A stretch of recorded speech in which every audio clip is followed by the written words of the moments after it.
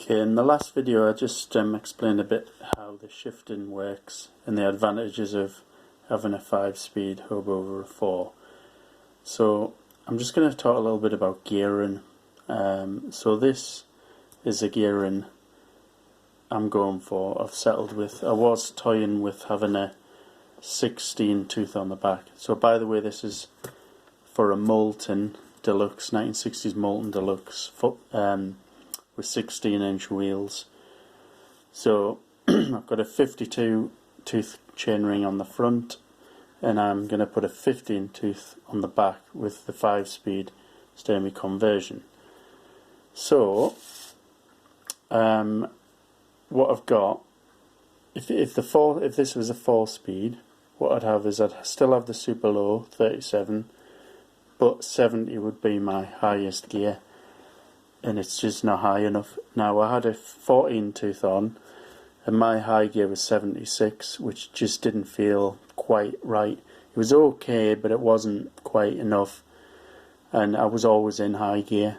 And I had with a 76 I had a 40 super low, which was getting a bit on the high side, to be honest. I mean, this isn't a huge step down, but anything's a bit better. So it'll be a little bit better on hills, but significantly better in the high gear. Which, to be honest, when I was thinking about it more, that's more what I need, I think. So that's the setup I'm going for. So I'm just going to show you a few other little options. So remember, you've got two controllers doing that, right? Now, there's a Molten Safari, which was a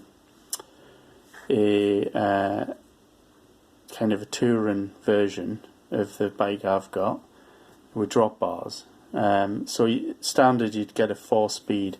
Instead of the 52 tooth chain ring, you get a 54, which give you slightly higher gearing. So you ended up with a kind of 40 to 80 inch range, which was okay. Now they did this with an option of a derailleur.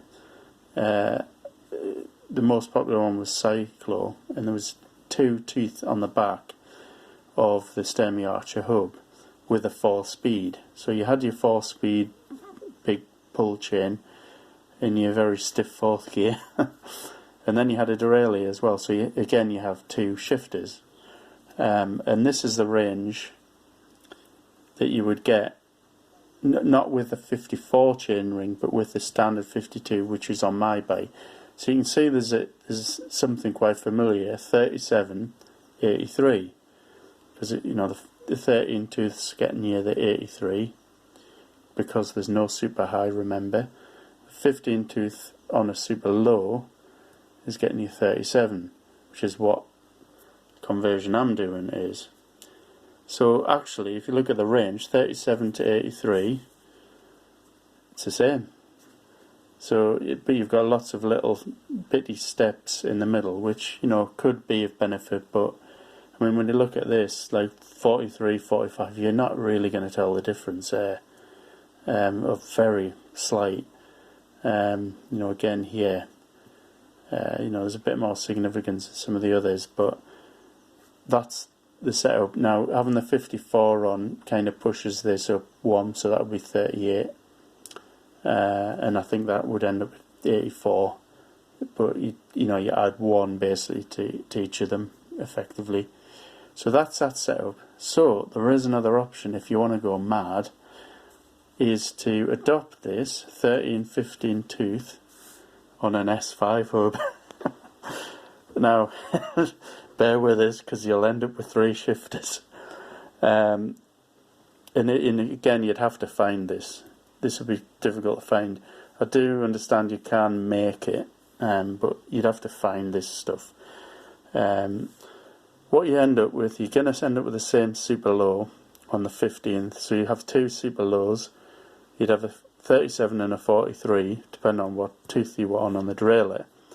And then these are all the steps in between. The big difference is, instead of just having a 83 super high, you get a 96 inch. Now that is a decent range, that 37 to 96. is a pretty decent range to have on a 16-inch wheel bike. But the downside is you'll have 3 shifters.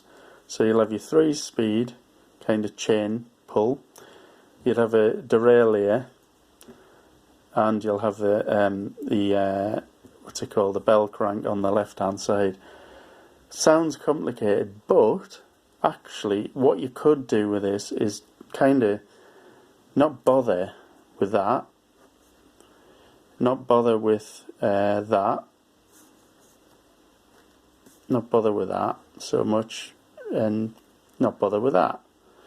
So what you could do is you could use your derailleur only, or keep it in the 15 tooth for all cycling, and then when you really do need a super high, shift it into 13. So you actually only use that if you want a really high gear.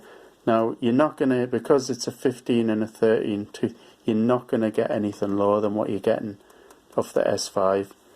But that is another option if you can find the bits, or you can do the conversion. So I do have a picture here. I'll show you. It's just trapped here. This is my Brompton, by the way, 6-speed. I do have a picture. This is the early version of the rear change, and I think it changed to a, I don't know if that's a, this right type or not, P2. And there's all sorts of shifters along here. You got your shifters here. So this is out of the classic Moulton book. So that's another option if you can find it.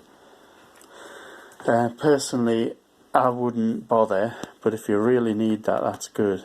Because, you know, if I take this bike here, which is my Brompton 6-speed, which is this a 3-speed with a 2, so I've got I think it's something like a 16 and a 12 cog.